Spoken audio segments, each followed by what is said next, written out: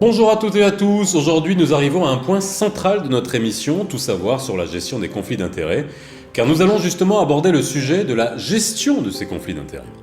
Nous le savons tous, les collaborateurs doivent, quel que soit leur métier et chacun à son niveau, gérer les situations de conflits d'intérêts auxquelles ils peuvent être confrontés, que le conflit détecté soit potentiel ou déjà avéré.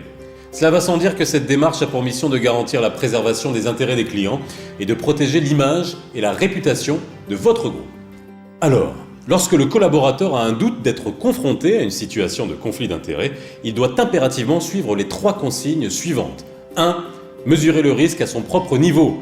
Avant même que la situation de conflit d'intérêts ne se présente, il faut toujours rester sur ses gardes et développer le réflexe de protéger son métier. Il faut donc pour cela identifier toutes les situations dans lesquelles les intérêts personnels pourraient être impliqués, c'est-à-dire être en divergence avec les intérêts de la banque ou toute autre partie prenante. 2. Consulter son responsable hiérarchique. Aujourd'hui, la gestion des conflits d'intérêts commence en interne. Il faut savoir que le responsable hiérarchique est là pour vous écouter, vous aider et vous offrir l'encadrement nécessaire. Il est partie prenante du dispositif de gestion et a pour rôle d'intervenir en premier dans le choix de la solution de sortie de la situation de conflit d'intérêts. Sans oublier que vous pouvez aussi vous adresser aux divers relais ou encore à la communauté du groupe, l'essentiel étant de communiquer.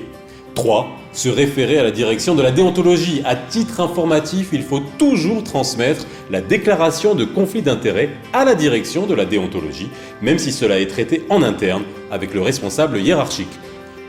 En somme, ce qu'il faut retenir en termes de gestion de conflit d'intérêts, c'est que vous n'êtes pas seul. En cas de doute, en cas de besoin d'aide ou de conseil, gardez en tête qu'il existe une supervision de ces situations, qu'elle est là pour vous protéger, vous soutenir et vous sortir de toute situation non conforme.